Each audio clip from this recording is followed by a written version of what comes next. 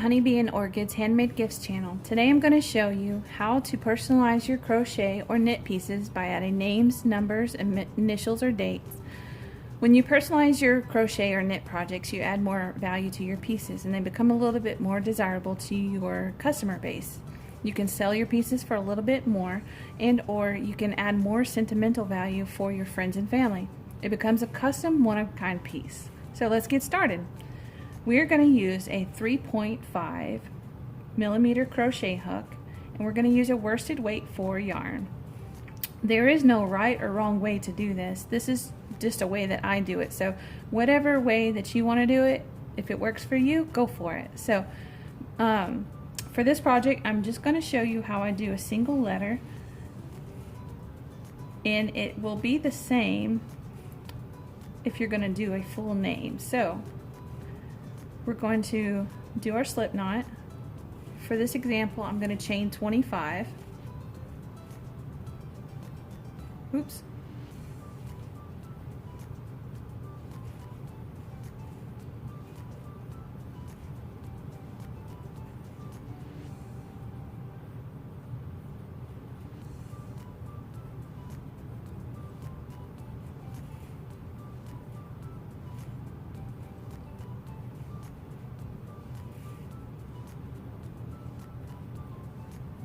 Okay, so we've reached 25.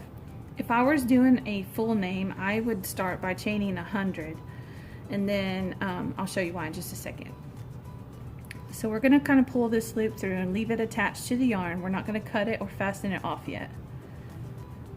The reason I do that is because depending on the size of name or the size of the letters that you're going to be doing, you don't know an exact number of chains that you will need for the letters. So this way you can adjust. So I'm going to use the rows in my blanket as a guide. 2, 4, 6, 8, 10. I'm going to use 10.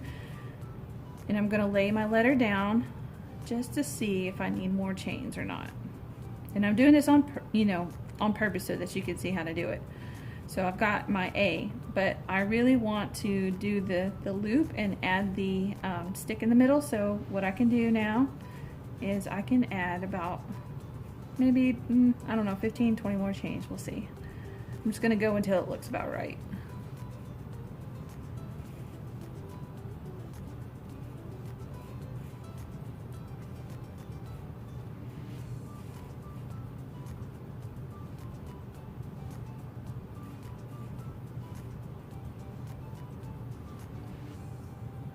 All right.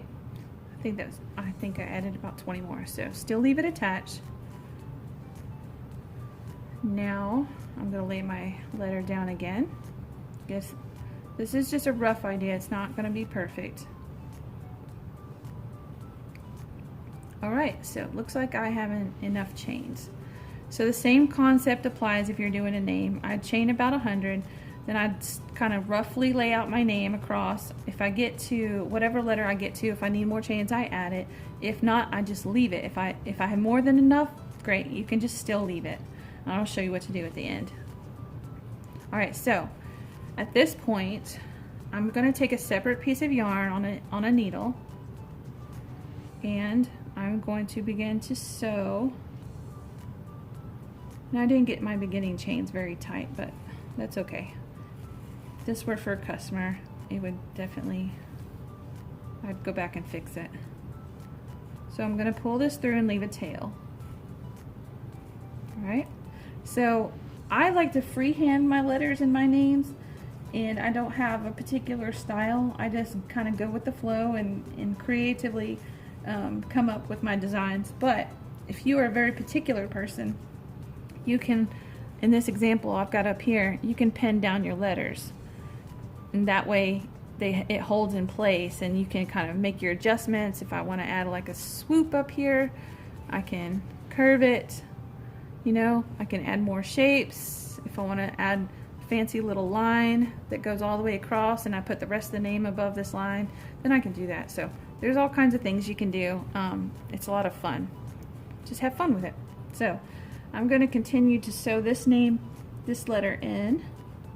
And I'm going to keep my stitches kind of close together.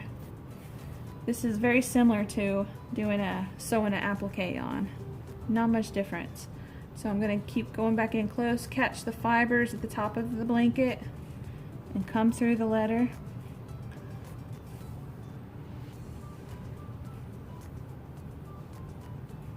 Alright. And you can do your A, like you can do more of a curve at the top, you can do it more pointy, however you want to do it.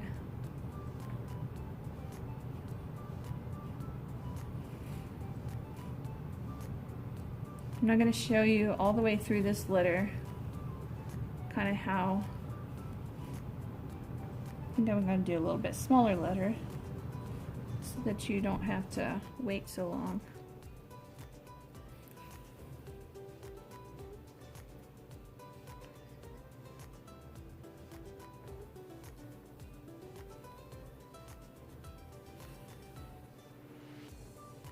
Alright, so now you're going to curve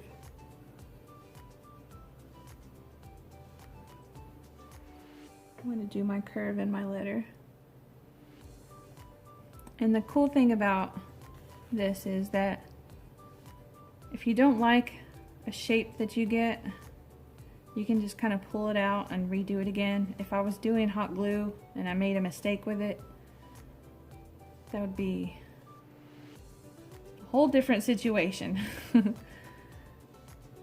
Glue is just so permanent, and not all of us is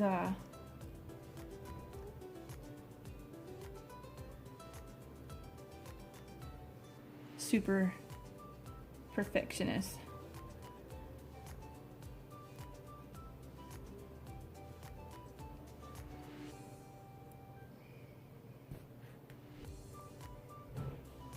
Well, that didn't make sense. I meant, if you're trying to make it perfect and you get the glue on there and you mess it up, then you kind of got to start.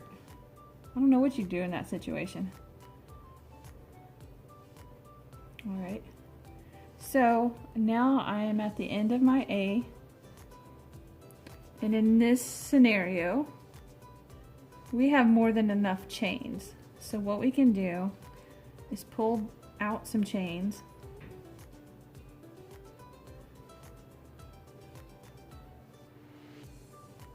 We can pull our yarn through.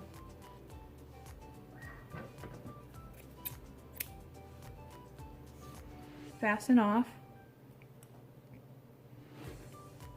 Put us one last kind of stitch right here at the end.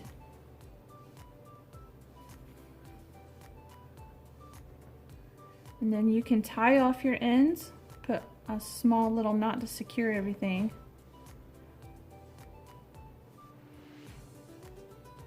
And then take your needle and you can put your, put your threads through and then weave in your ends. So, and you can, if you need to go back and fix a little spot, you can add your little piece of yarn and sew it back in, or you can add a little dot of glue at this point if you want to, because you've got everything where you want it to be. So, like I said, there's no right or wrong way to do it. This is just the way that I do it, and a lot of people ask me about it, so now you know my tricks. I hope you enjoyed this video, and if you did, feel free to like, share, and subscribe. I'm also on Facebook, Instagram, and Twitter. So in the next tutorial, I'm going to show you how to make this girl's puffy headband, and I hope that you join me, or hairband. It's a great back to school project, and my daughters love these, so I hope to see you. Have a great day. Bye.